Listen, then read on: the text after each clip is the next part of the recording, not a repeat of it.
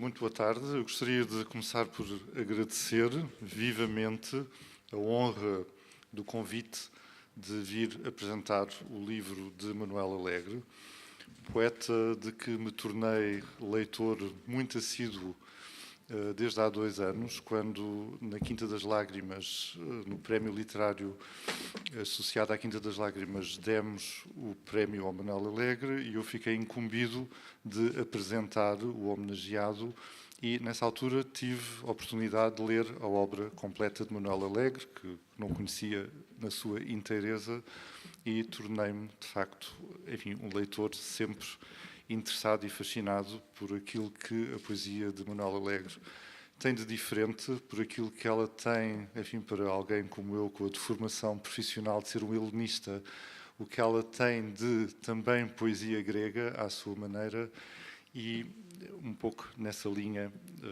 vou partilhar convosco algumas impressões de leitura e tentar apresentar este livro fantástico, Nada Está Escrito. Manuel Alegre chega a este seu mais recente livro de poesia com um longo percurso literário por trás, conhecido de todos, durante o qual a poesia, no meio dos outros géneros que cultivou, mereceu sempre do próprio autor um lugar especial na sua produção, o que, evidentemente, não é novidade para todos o que nos reunimos aqui hoje para celebrarmos este novo livro. Sempre multifacetada e abrangente na sua temática, a poesia de Manuel Alegre alia a um cuidado extremo na exatidão das palavras, uma ligação sempre atenta ao que de mais essencial conta e pesa na vida humana.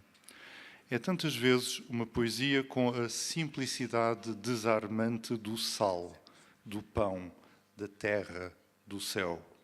Uma poesia que não trata de coisas periféricas, alheias à vida, mas que olha de frente para as grandes questões que afetam o homem, que o fazem pensar, que o fazem sofrer, que o empurram para situações em que, na aparente derrota, ele vai encontrar uma nova fonte de coragem. Este novo livro, sugestivamente intitulado Nada Está Escrito, confronta-nos mais uma vez e de forma direta com temas essenciais, tão particulares quanto universais. E começo já com este tema, que é aquilo que será ser homem.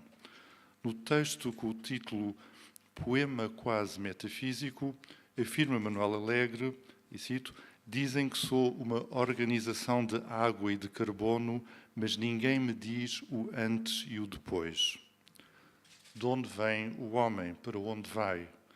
Aproveitará ele ao máximo a graça de ser, mesmo que seja uma graça temporária, ou não abdica ele demasiado das suas possibilidades? No poema Cidade, lemos, e cito novamente, nas ruas cheias de gente vi as pessoas desertas. Também encontramos todo o horror que o homem inflige ao seu semelhante. No poema Auschwitz, vemos os mortos-vivos a caminharem sem rumo e a quem lhes falava de Deus, eles apontavam a chaminé, fumo.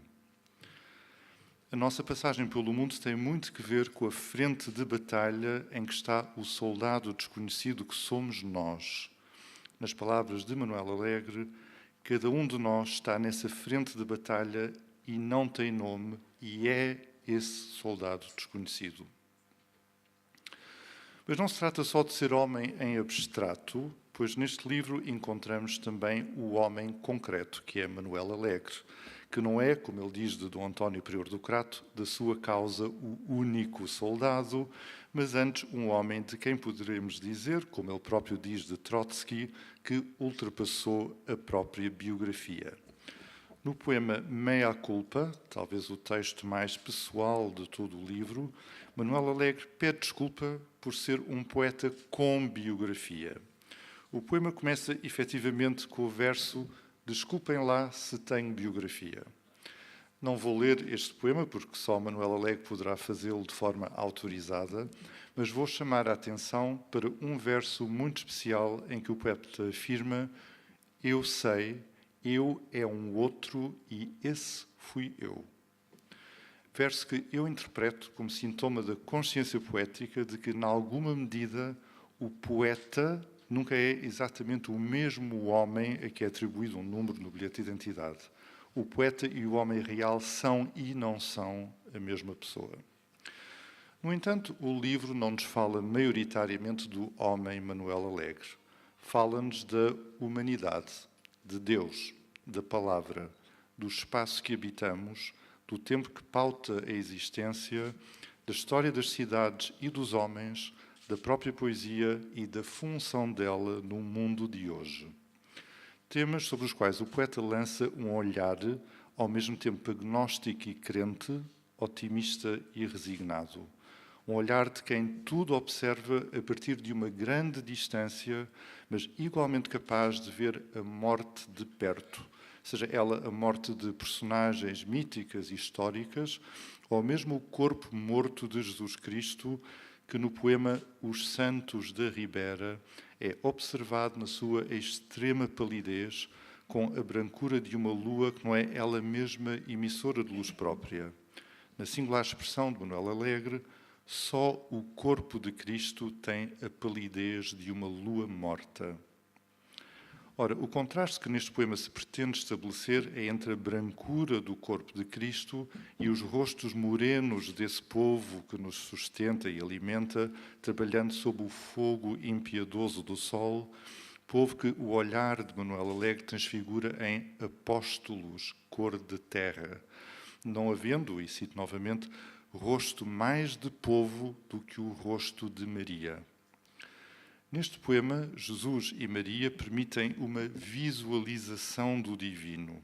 Visualização essa que o poeta procura em vão noutros poemas. Pois um dos grandes temas de Nada está escrito é justamente a procura de Deus. Onde procurá-lo? No meio de nós? No poema intitulado Há Quem, lemos que Deus perdeu a transcendência. Portanto, se não está para lá da esfera humana, pode ser pressentido na própria realidade do mundo que nos rodeia. O poema intitulado O Silêncio descreve-nos a dificuldade dessa procura. E leio. Subiu ao cume da montanha e não viu Deus. Desceu ao fundo do mar e não o viu. Andou caminhos e caminhos, procurou no céu, procurou na terra, na confusão e no barulho da cidade, no grande espaço aberto e limpo do deserto, procurou na palavra e perguntou aos livros, pediu à música, pediu ao vento, mas nada achou, mas nada ouviu. Procurou no silêncio e no silêncio viu a pedra branca, mas a pedra que fala não falava e o silêncio era a única palavra. A aproximação da palavra a Deus, ou a ideia de Deus como emissor da palavra, está também presente no poema Esse Lugar. E cito, onde a boca de Deus se fecha e abre, e dela sai a tinta da palavra com que tudo se escreve e tudo acaba.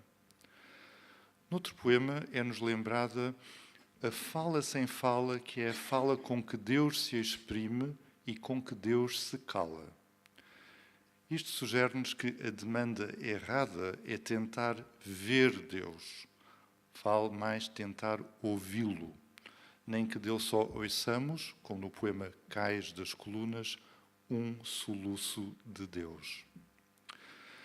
Se há tema ainda mais presente neste livro do que Deus, será sem qualquer dúvida o tema da palavra. Palavra que se desdobra numa multiplicidade de sentidos. Palavra que pode ser um lugar, como no poema Os Guerreiros. E cito, para morrer diante da cidade, que ninguém sabia ao certo onde ficava e talvez fosse apenas uma palavra. No poema A Ferida de Heitor, lemos que talvez a própria palavra não seja senão um breve, imperceptível rumor de vento. Na própria ferida, que leva o herói à morte, dentro dela, Manuel Alegre encontra novamente a palavra. E cito, e a ferida de Heitor e dentro a palavra. Mas a palavra também é motor de arrebatamento, como no poema Estradas Ermas junto ao mar, onde o poeta nos fala de palavras carregadas de bandeiras. No poema, significativamente intitulado Os Avisos, surge a palavra que pode mudar a tua vida e o próprio mundo. Ao que eu acrescentaria que na poética de Manuel Alegre, no seu conjunto, nada do que se diz é em vão, nada do que se escreve pode ser em vão. Na reflexão sobre a própria poesia e sobre o seu lugar na vida, somos colocados perante tomadas de consciência particularmente ricas neste livro. Ricas de interrogação, ricas também de oscilações quanto à temática em si. Com efeito, no primeiro poema, é-nos dito que este, por certo, não é tempo de poesia. Mas não é na acomodação melancólica que Manuel Alegre gosta de se situar, tanto na literatura como na vida, e por isso logo esse primeiro poema, apesar do olhar de quem vê que a luz que nos guiava já não guia, mesmo nesse poema mais ermo de esperança, é enunciada a possibilidade de ser o poema, talvez, a trazer-nos um novo dia. No último poema do livro, a resposta já é muito mais afirmativa. Há sempre um poema que nos salva. O poeta chega a declarar não saber se sem poemas há país, acabando por afirmar, e é este o último verso do livro, país é onde fica esse poema. O mistério da criação poética sugere Manuel Alegre um dos seus mais belos poemas, intitulado Como um Rio. Leio. Uma frase começa antes da frase, como um rio começa antes de um rio. Uma frase começa onde tropeço, no amor que antes de ser já era a Deus, começa antes do fogo e antes do frio, como princípio inverso ao fim do avesso, como começo antes do começo, ou talvez como Deus antes de Deus. Também no poema onde surge o verso que dá o título ao livro, é novamente o mistério da poesia que está em causa, o mistério de como do nada nasce o verso. Mas é aquele outro mistério que aqui assume maior relevância. Por muitos poemas que tenham sido escritos de Homero até hoje, nunca a poesia chega ao seu término, nunca acaba de estar escrita. Nunca a sapiência que só ela transmite pode alguma vez esgotar-se, porque a cada poeta, eu diria a cada verdadeiro poeta, é dada essa graça misteriosa de poder partir do zero, de poder inscrever a sua poesia numa grande página cósmica totalmente em branco. Este poema, com o título de Arte Poética, diz-nos, pois, nada se sabe que já não se saiba, nada se escreve que não esteja escrito, mas nada se sabe, nada está escrito. Para finalizar esta minha intervenção, refiro ainda outra presença quase mítica que aparece várias vezes neste livro. No poema Rua de São Paulo, Manuel Alegre nota que, em certas ruas de Lisboa, cheira a Índia.